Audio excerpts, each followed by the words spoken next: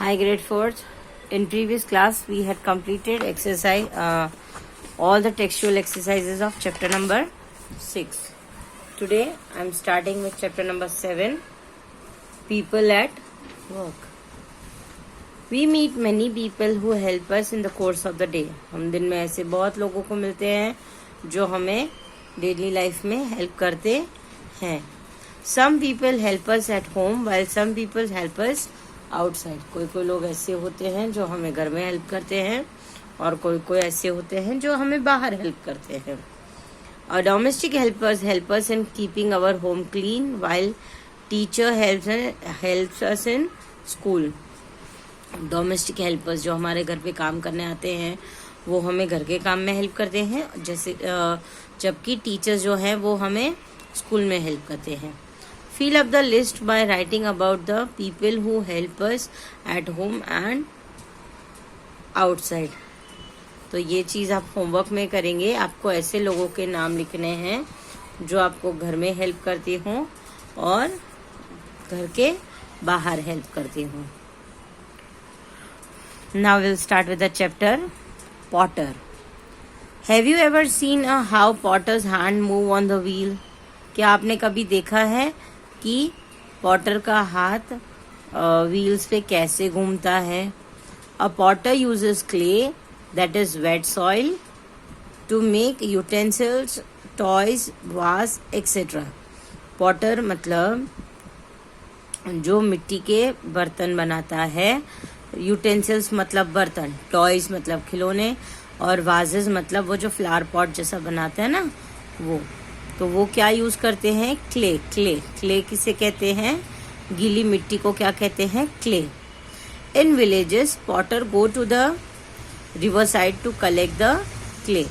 Villages मतलब गांव में लोग मतलब जो पॉटर्स होते हैं वो कहाँ जाते हैं? रिवर साइड को जाते हैं, मतलब नदी के किनारे जाते हैं ये गीली मिट्टी कलेक्ट करने के लिए. After the clay is moulded into a shape it is baked in the kiln और ओवन.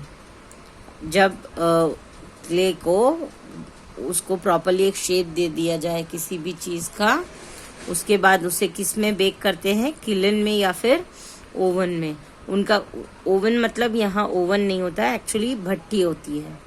वो भट्टी में उसको गरम बेक किया जाता है और उसके बाद वो मिट्टी का जो घड़ा होता है या फिर जो भी चीज बनाई है वो पक जाती है. A skilled potter can spin a shapeless lump of wet clay on the potter's wheel and turn it into the elegant and useful pot. जो पॉटर स्किल्ड होते हैं, मतलब जिनको ये सारी चीजें बनाने का तजुर्बा होता है, वो लोग क्या करते हैं? वो लोग शेपलेस मतलब ऐसे ही एक थोड़ा सा लाके वो व्हील पे रख देते, फिर वो व्हील को चक्का घुमाते रहते हैं और उसी के साथ उसको एक शेप देते रहते हैं, राइट.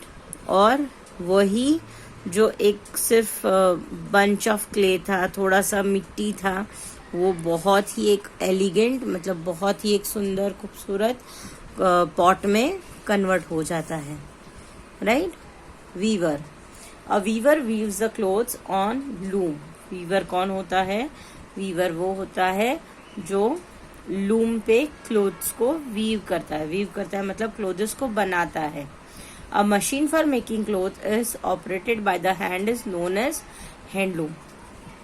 ये जो मशीन होती है जिसपे क्लोथ बनाने का काम होता है उससे क्या कहते हैं? हैंडलूम.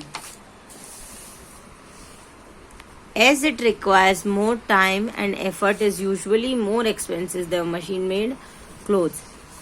जैसे कि इसमें बहुत ज़्यादा टाइम जाता है और इसमें बहुत ज़्यादा मेहनत लगती है, इसीलिए मशीन से बने हुए कपड़े से ये जो वीव किया हुआ कपड़ा होता है, जैसे हैंडलूम से बना हुआ कपड़ा, वो ज़्यादा महंगा होता है. Now most of the clothes is woven on electric looms. अब मोस्टली सारे जो क्लोथ्स है अब वो वीवर अब पहले जितने नहीं रहे हैं, अब मोस्टली इलेक्ट्रॉनिक लूम्स पे कपड़े बनाए जाते हैं. Tailor. A tailor stitches clothes using a sewing machine, needle and thread. जो टेलर होता है वो क्या करता है, वो स्विंग मशीन पे कपड़े सिलता है। ये जो स्विंग मशीन होती है ना, उस पे कपड़े सिलता है। किससे? Sewing machine, needles and thread. A good tailor can really turn a simple piece of cloth into beautiful dress. और जो एक टेलर होता है वो बहुत ही छोटे से मतलब बहुत ही सिंपल पीस ऑफ क्लॉथ को बहुत ही ब्यूटीफुल ड्रेस में कन्वर्ट कर देते हैं। Cobbler, sometimes our shoes and sandals needs to be repaired. Cobbler do that by using their tools, nails and special glues. कभी कभी हमारे शूज या सैंडल्स जो होते हैं वो उसको रिपेयर करने की जरूरत पड़ती है, और कोबलर उसे किससे करते हैं? अपने टूल्स, अपनी चीजों से करते हैं। नील्स मतलब कील बोलते हैं ना, कील, नील्स एंड स्पेशल ग्लूज, उससे कोबलर ये काम करते हैं। ठीक है, so your today's work is you will revise this chapter again, which will be very easy for you to understand. With this, I'll end this class. Goodbye everyone. Goodbye for the day. Bye.